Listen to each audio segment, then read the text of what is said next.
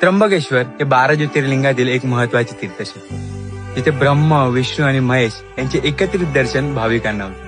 याचे सुंदर दर्शन घेण्यासाठी चला तुम्ही पण.